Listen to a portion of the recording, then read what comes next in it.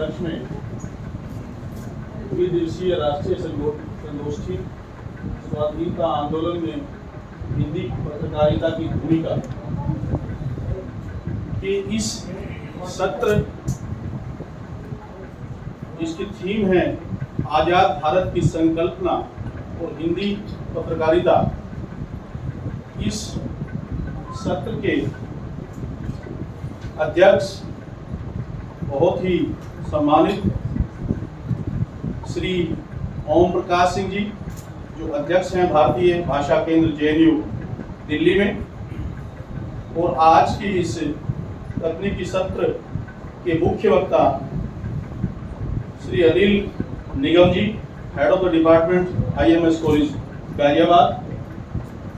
हमारे इस संगोष्ठी की संयोजिका डॉक्टर गीता पांडे जी, और मंच पर मेरे साथ विराजमान डॉक्टर वीणा शुक्ला जी, और मंच का बहुत अच्छे से संचालन कर रही डॉक्टर रीना शर्मा जी, हमारे डिपार्टमेंट के head of department doctor Roshna Mittal ji, Kamlesh Bhardwaj ji, और शंभुदयाल कॉलेज के जितने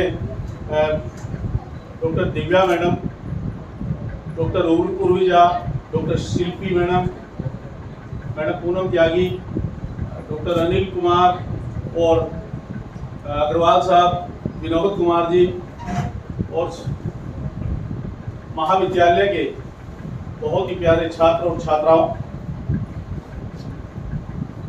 साहित्य का मैं विद्यार्थी नहीं रहा हूं, मेरा विषय जो है वो पॉलिटिकल साइंस है, और पॉलिटिकल साइंस में जब हम स्टेट की बात करते हैं तो उस समय का जो राजतंत्र था, जो राजा होता था, राजा के अंदर ही पॉलिटिकल पावर के तीनों जो अंग थे, खासकर कार्यपालिका, विधायिका और न्यायपालिका, यानी कि राजा स्वयं कानून बनाता था, स्वयं उसके ऊपर डिसीजन देता था और स्वयं उसको एग्जीक्यूट करता था।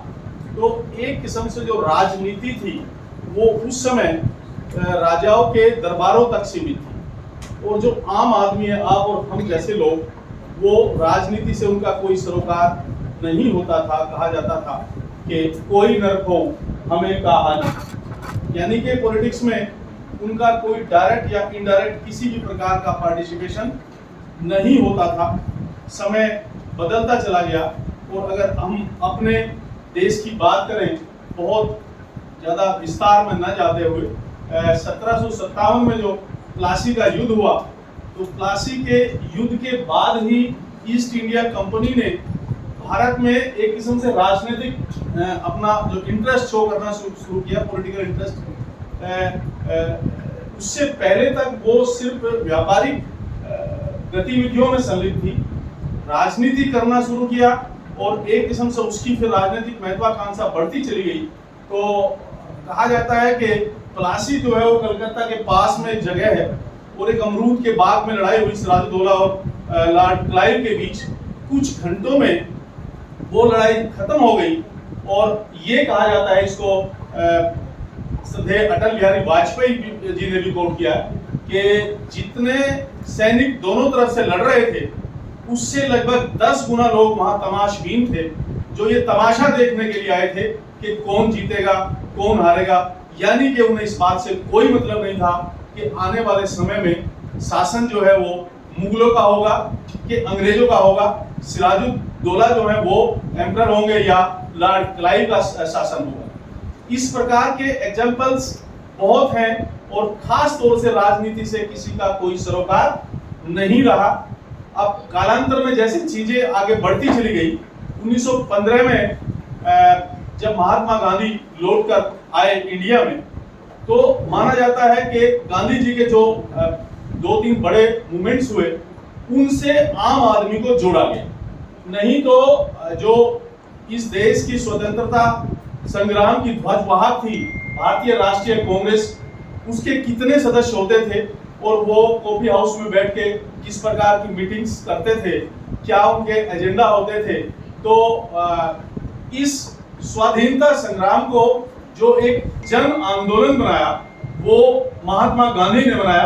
और महात्मा गांधी के जो ये आंदोलन थे, चाहे वो नमक का आंदोलन हो, चाहे वो सविनय अवज्ञा का आंदोलन हो, ये सारे के सारे जो आंदोलन थे, इनके बाद लोगों को ये लगा कि राजनीति भी एक ऐसा माध्यम है जो तुम्हारे जीवन में परिवर्तन ला सकता है। राजनीति से जुड़ने के बाद हमारा जीवन कुछ बेहतर हो सकता है।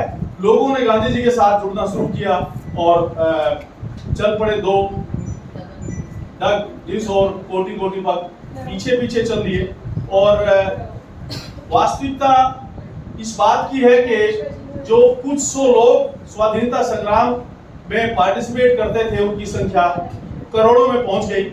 और ये भी देखने वाली बात है कि बहुत स्लो किस प्रकार से साइकोलॉजिकली लोगों को जोड़ा, कम से कम प्रतिरोध करते हुए और ज्यादा से ज्यादा लोगों तक अपनी बात पहुंचाने के लिए स्टेप बाय स्टेप सबसे पहले कि हम असहयोग करेंगे, हम आपको कोई सहयोग नहीं करेंगे। इसके बाद फिर कि हम आपका आदेश का पालन नहीं करेंगे, सविनय पूर्वक, सविनय अवज्ञा आंदोलन। और इसके बाद फिर क्विट इंडिया, अंग्रेजों भारत छोड़ो। तो इस तरह से देश फिर आजाद हुआ। अल्टीमेटली इसी प्रकार से स्टेट की अगर हिस्ट्री हम देखते हैं तो जब ये राजनीति जो राजा महाराजाओं के दरबारों में एक किस्म से गुलाम थी, राजा महाराजाओं के दरबारियों और राजा तक सीमित थी, वो जब लोकतंत्र का कॉन्सेप्ट आया तो वो गली और मोहल्लों में आ गई और चाय की दुकानों के ऊपर, नुक्कड़ों के ऊपर उसके ऊपर चर्चा होने लगी। और आम आदमी का संबंध राजनीति से हुआ, राज्य से हुआ। वो अपना एम्परर, अपना भाग्य विधाता, अपना शासक स्वयं चुनने का उसको एक विकल्प मिलने लगा, तो वो राजनीति में इंटरेस्ट लेने लगा। अब यहाँ पे अगर मैं इसको जोड़ना चाहूं पत्रकारिता के साथ, तो इस ओपिनियन को बनाने में कि कौन सी पार्टी अच्छी है, कौन सा एम्परर अच्छा है, उसकी क्या नीतियां हैं, इस सब को आगे बढ़ाने में पत्रकारिता और जो हमारे जनसंचार के माध्यम है उनकी एक बहुत बड़ी भूमिका होती है। खासकर अगर आजाद भारत की संकल्पना की बात करें तो उस समय एक इस प्रकार का माहौल तैयार किया गया, खासकर हमारे पत्रकार बंधुओं के द्वारा, साहित्यकारों के द्वारा, बुद्धिजीवियों के द्वारा, कि जितनी भी समस्याएं उस समय आम व्यक्ति के जीवन में जो थी उन सब का एक ही सॉल्यूशन है कि अंग्रेज भारत से चला जाए, देश आजाद हो जाए, तो सभी समस्याओं का समाधान है आजादी।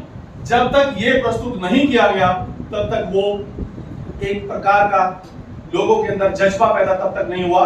लोग समझने लगे हर समस्या की जड़ ये अंग्रेज है और हमें आजादी मिलनी चाहिए। इस प्रकार का जो एक वातावरण तैयार किया उसमें पत्रकारों की बहुत बड़ी भूमिका है और उसमें वो काफी हद तक सफल भी रहे।